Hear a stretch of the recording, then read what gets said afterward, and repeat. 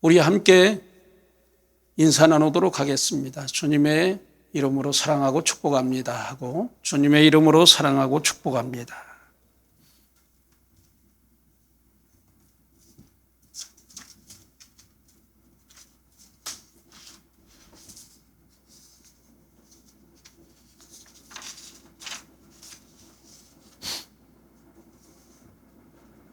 오늘은 오미크론 감염 확산이 더 이상 진행되어지지 않냐고 교회가 예방하기 위해서 온 성도들이 이렇게 전면 비대면 예배로 예배드리게 되었습니다. 여러분 각처에 이렇게 앉아서 예배드리지만 이 시간 간절히 주의 은혜를 사모하고 하나님 앞에 신령과 진정으로 예배드리는 복된 성도들 되시기를 예수님의 이름으로 축복합니다. 말씀을 전하도록 하겠습니다. 길고 긴 겨울도 다 지나가고 대동강물도 녹인다는 우수가 며칠 앞으로 다가왔습니다. 봄은 활력과 생동감을 가져다주는 계절입니다. 새봄과 함께 우리의 믿음도 더욱 활력 있고 생동감이 넘치시기를 예수님의 이름으로 축복합니다. 다년생의 식물들인 나무와 풀은 그 가지나 줄기가 잘리어도 죽지 않고 봄이 되면 또다시 그 속에서 생명의 싹을 틔웁니다. 추운 겨울 죽은 것 같았던 나무와 풀들은 새봄과 함께 잎을 내고 꽃을 피움으로 찬란한 생명의 축제를 벌입니다. 어떤 의미에서 그것은 바로 죽어야 다시 사는 생명의 역설이기도 합니다. 또 이것은 하나님께서 지으신 생명세계의 신비한 비밀이요, 창조 그 위대함의 역사인 것입니다. 역설이란 표현 구조상으로는 모순되는 말이지만 실질적 내용은 진리를 나타내고 있는 그런 표현이죠. 예를 들면 지는 것이 이기는 것이다. 바쁠수록 돌아서 가라. 급할수록 천천히 하라라는 등의 말이 그것입니다. 본문 말씀을 통해 사도 바울은 그리스도인의 삶을 역설적으로 말합니다. 그리스도인은 육신적으로는 환난과 궁핍과 고난과 매맞음과 옥에 갇히기도 하므로 패배하고 실패함 같으나 영적으로는 그것이 바로 승리하는 삶임을 밝히고 있습니다.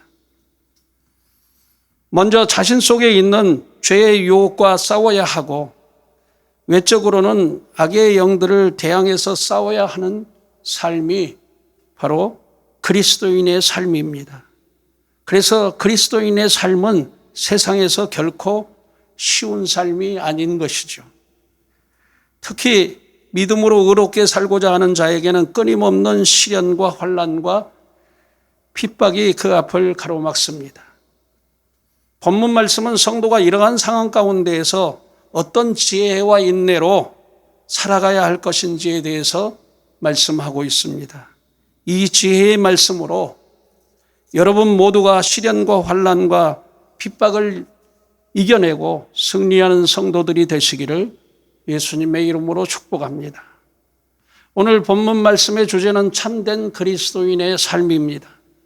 그렇다고 하면 참된 그리스도인의 삶은 어떤 삶일까요? 첫째로 은혜의 때를 소중히 여기며 사는 삶입니다. 사도 바울은 본문 1절에 이렇게 말씀합니다.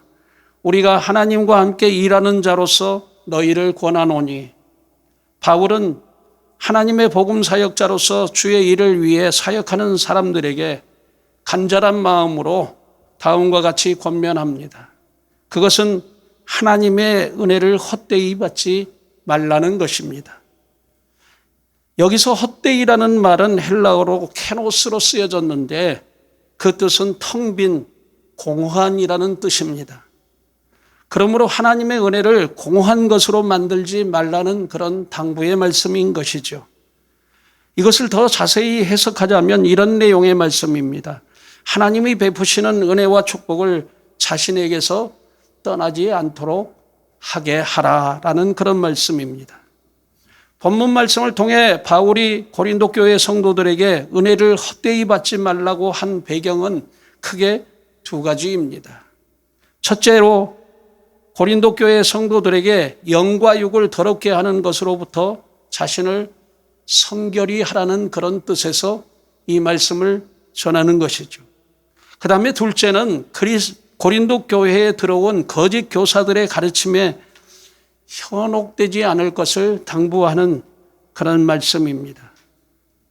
고린도 교회가 세워질 당시에 복음 사역에 큰 걸림돌이 되었던 것은 영지주의라는 이단 출현이었습니다. 영지주의는 그리스도교를 빙자한 이단입니다. 기독교의 구원론과 영지주의의 구원론은 크게 다릅니다. 기독교의 구원론은 하나님의 아들이신 예수님을 믿음으로 구원받는다입니다. 하지만 영지주의는 신적인 계시와 현몽에 의한 초자연적인 지식, 그노시스를 소유할 때 구원을 받는다라고 그렇게 주장합니다. 영지주의는 헬라 철학과 동양의 이교 사상, 그리고 애국과 인도, 페르시아의 이원론적인 우주론에 유대교와 기독교 사상을 가미한 혼합주의 종교입니다. 영지주의는 영은 선하고 순수하며 신비적인 데 반해 물질, 육체는 악하고 타락한 것이라는 이원론적인 사상을 표방했습니다. 그래서 영지주의는 예수님의 인성과 성육신을 부정하고 예수님이 그리스도처럼 보여진 것에 불과하다고 하여 가연설을 주장하기도 했습니다. 영지주의는 극단적인 금욕주의와 육체의 쾌락주의에 빠져 도덕과 윤리의 폐기를 주장하는 그러한 집단이기도 했습니다. 영지주의는 그 외에도 자유를 남용하여 성적 쾌락을 쫓고 몸의 부활을 부인하며 허탄한 신화와 족보에 집착하고 거짓된 진리를 가르친 것이 바로 영지주의의 가르침이었습니다. 이 영지주의에 빠진 자들이 은밀히 자신들을 참 그리스도인으로 가장하고 교회 안에 들어와 다른 성도들을 거짓 진리와 가르침으로 미혹한 것이죠. 이로 인해 교회가 큰 혼란과 어지러움에 빠지기도 했습니다. 사도 바울이 본문 1절을 통해서 하나님의 은혜를 헛되이 받지 말라는 의미가 여기 있습니다. 성도들이 사도들로부터 전해 들은 참된 복음을 버리고 이단 사설을 가르치는 영지주의에 쉽게 현혹되는 것을 두고 책망하는 말씀이 바로 이 말씀입니다. 참된 그리스도인의 삶은 무엇일까요? 그것은 예수님의 십자가의 죽음과 부활에 참여함으로 죄와 온갖 더러운 유혹으로부터 벗어나 하나님의 은혜 가운데 살아가는 새로운 삶이어야 합니다. 그러므로 성도는 하나님의 복음 안에서 늘 예수님과 새로운 관계를 회복시켜 나가야 합니다. 그리고 온갖 더러운 죄악 가운데에서 자신을 지키고 거짓 진리의 미혹에서 벗어나야 합니다. 만일 그렇지 아니하면 우리에게 베푸시는 하나님의 은혜를 헛되이 하고 결국 쓸모없는 빈껍데기의 삶이 되게 하고 말 것입니다. 오늘날 영지주의와 유사한 이단이 있는데 그것은 바로 이만희 신천지 집단입니다. 이만희 신천지 집단은 신학적으로 난해한 구절을 거짓으로 해석해서 자신들이 마치 신령한 영적 존재들인 것처럼 가장합니다. 그리고 그들은 자신을 참 그리스도인으로 가장해가지고 교회에 은밀히 잠입하여 거짓 신천지 교리를 진리인 양 가르치고 미혹합니다. 이 같은 수법이 과거 초대교회 시대의 영지주의와 너무도 닮아 있습니다. 지금은 종말의 때입니다. 갈수록 적그리스도와 기독교를 빙자한 이단들이 많이 나와 성도들을 미혹할 것입니다. 그러므로 깨어 정신을 차리고 진리의 말씀 위에 우리의 믿음을 세워가야 합니다. 본문 2절에 이렇게 말씀합니다. 가라사대 내가 은혜 베풀 때에 너를 듣고 구원의 날에 너를 도왔다 하셨으니 보라 지금은 은혜 받을 만한 때요 보라 지금은 구원의 날이로다 라고 말씀합니다. 내가 은혜 베풀 때에 너를 듣고 구원의 날에 너를 도왔다는 구절은 이사야 49장 8절의 말씀을 인용한 것입니다. 이 말씀의 뜻은 바벨론의 포로가 되었던 이스라엘 백성들이 포로에서 해방되어 나라를 되찾고 회복된다는 뜻의 예언의 말씀입니다. 그러므로 이 말씀이 뜻하는 의미는 이렇습니다.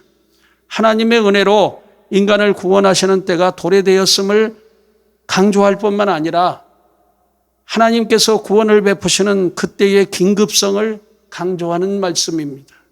다시 말해서 구원의 때가 도래되었음을 더욱 강조하는 말씀이라는 것이죠.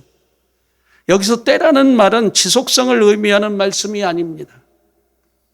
더 이상 구원받을 기회가 없어지는 때, 곧 생각하지 않는 때에 하나님의 심판의 날이 도적같이 임할 것을 경고하는 말씀입니다. 그러므로 성도들은 항상 깨어 있어야 하고 근신해야 합니다.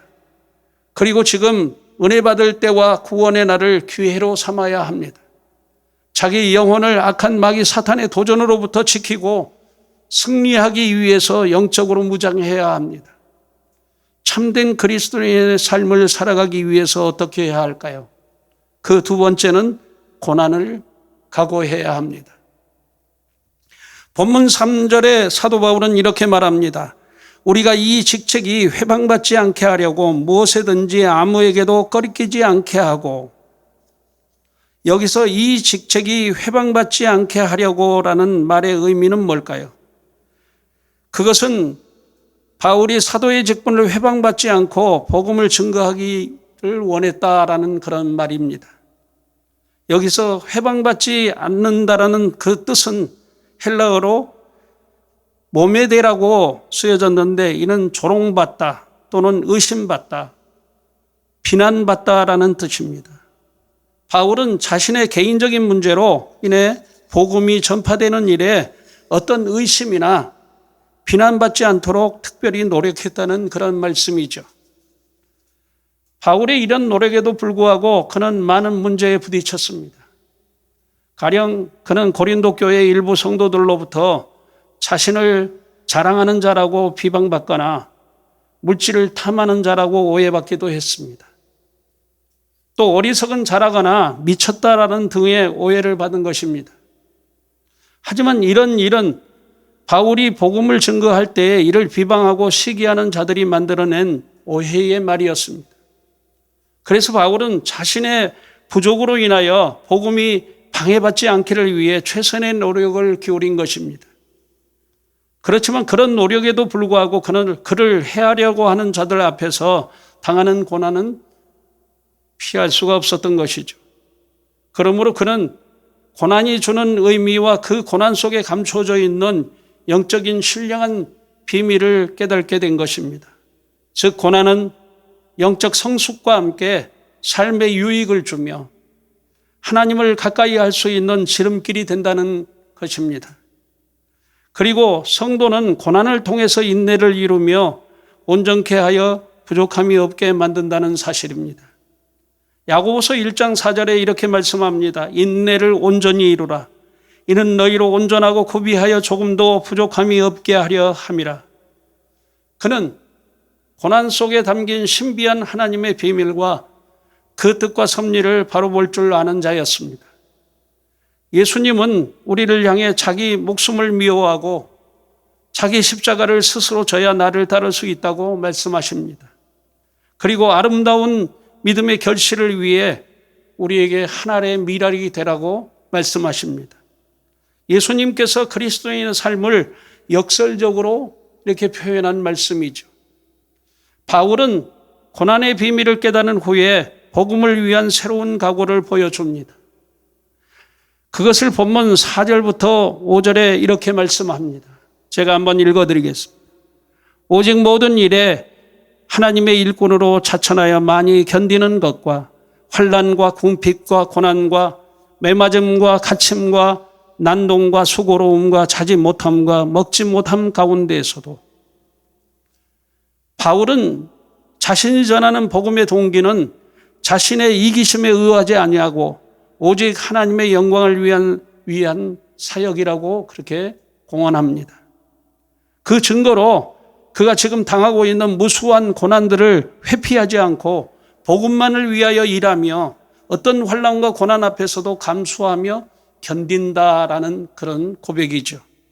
심지어 그는 그리스도의 복음을 위하여 죽는 것도 유익하다면 그 길을 택하겠다고 말합니다.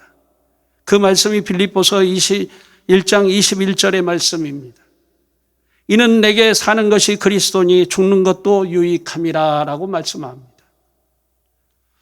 사람의 진실성과 성실함은 고난 가운데서 나타납니다. 가정이나 사회나 개인 간의 관계에서 어려운 일에 처해 보면 그 사람의 인격과 됨됨이를 알 수 있습니다.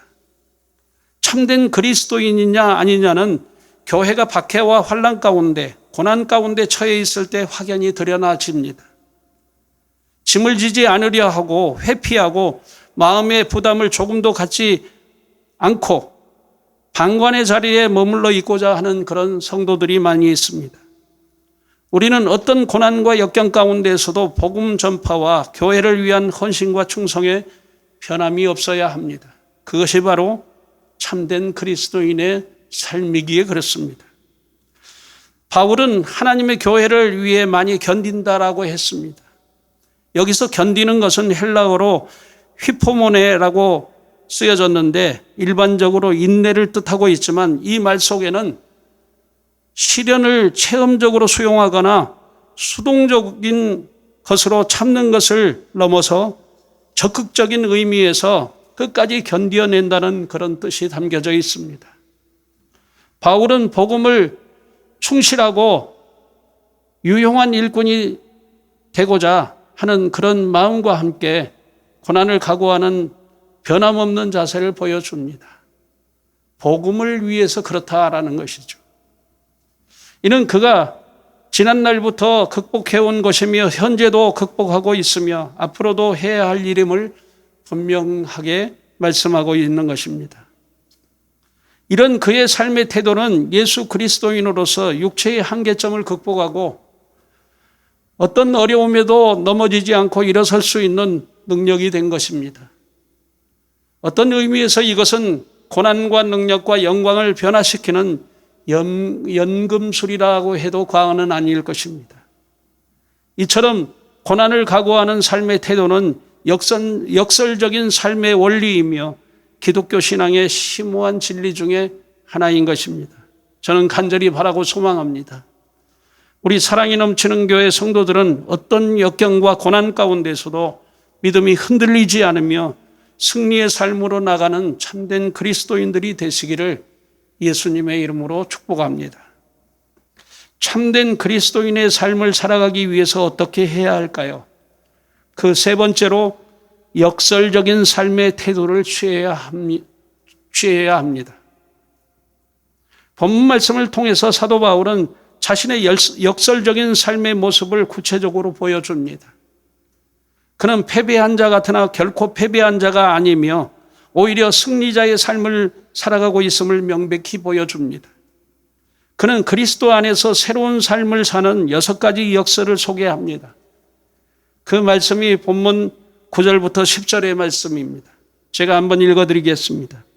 무명한 자 같으나 유명한 자요, 죽은 자 같으나 보라 우리가 살아있고, 징계를 받는 자 같으나 죽임을 당하지 아니하고, 근심하는 자 같으나 항상 기뻐하고, 가난한 자 같으나 많은 사람을 부욕해 하고, 아무것도 없는 자 같으나 모든 것을 가진 자로다. 이것이 사도 바울이 말한 새로운 삶을 사는 6가지 역설입니다.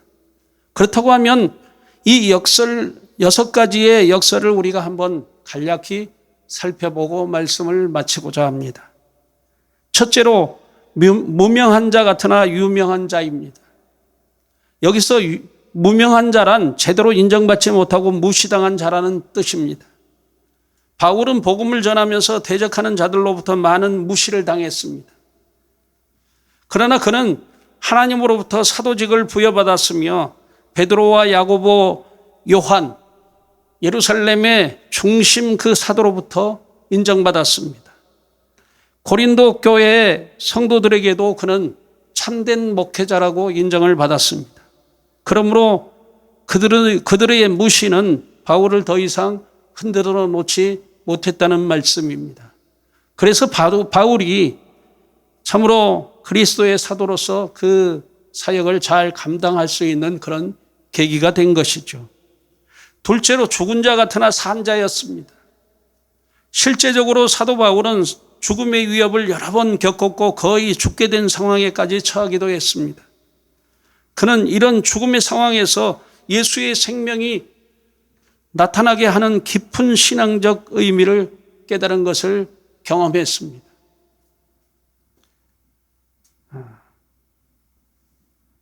죽음의 순간까지 이르렀으나 하나님이 그를 다시 살리시고 다시 회복시켜 주시는 그러한 은혜를 그가 체험한 것이죠. 셋째로 징계를 받는 자 같으나 죽임을 당하지 아니했습니다. 바울이 당하는 시련과 고통은 그를 무척 괴롭게 만들었습니다.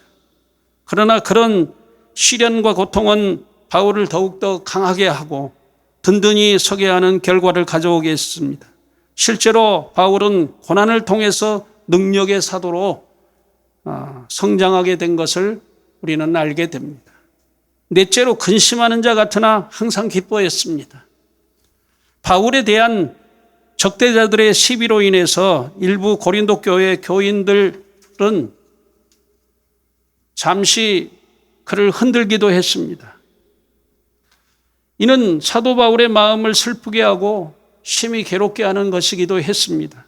그럼에도 불구하고 바울은 그런 가운데서도 늘 기뻐한 것을 우리는 알 수 있습니다. 다섯 번째, 가난한 자 같으나 많은 사람을 부욕해 한 자였습니다. 바울에게서는 늘 시련과 고통 그리고 어려움이 따라다녔습니다. 그러나 그는 그리스도의 풍성케 하심을 따라 복음을 듣는 사람들에게 넘치는 생명력을 공급해 주었습니다. 그는 하나님을 아는 고귀한 지식으로 인해서 스스로 자신을 부요한 자라고 생각한 것입니다. 한마디로 말해서 그는 남들이 가질 수 없는 마음의 풍요를 누리고 살았던 것입니다. 여섯 번째, 아무것도 없는 자 같으나 모든 것을 가진 자였습니다. 바울이 아무것도 없는 자라고 했지만 그에게는 세상의 물질적인 것이 문제가 되지 않았습니다. 왜냐하면 그는 그리스도 안에 더 풍성한 생명을 가졌으며 모든 것의 주인이시며 만물을 충만케 하시는 예수님을 모셨기 때문에 모든 것을 가진 자였던 것입니다. 고린도후서 4장 8절부터 9절 말씀에서 사도 바울은 예수 그리스도인들을 이런 사람들이라고 밝힙니다. 우리가 사방으로 우겨 쌓임을 당하여도 쌓이지 아니하며 답답한 일을 당하여도 낙심하지 아니하며 박해를 받아도 버림받지 아니하며 거꾸러뜨림을 당하여도 망하지 아니하고. 그리스도인은 세상 사람들이 생각하는 대로 그렇게 나약한 존재가 아닙니다. 오히려 고난과 고통을 안고 더욱더 깊이 뿌리를 내리는 나무와 같은 그런 사람들입니다. 나무는 극한 비바람과 흔들림 속에서도 더 깊이 뿌리를 내립니다. 나무는 시련을 통해서 그렇게 성장합니다. 이처럼 그리스도인은 고난 가운데서 얻은 역설의 삶의 원리를 통해 성장하며 결국 승리의 삶을 누리게 되는 줄 믿습니다. 은총은 고난을 통해서 옵니다. 러시아가 낳은 세계적인 작곡가 도스토예프스키는 9년 동안 시베리아 유배 생활을 한 뒤에 죄와 벌, 학대받는 사람들이라는 그런 명작을 썼습니다.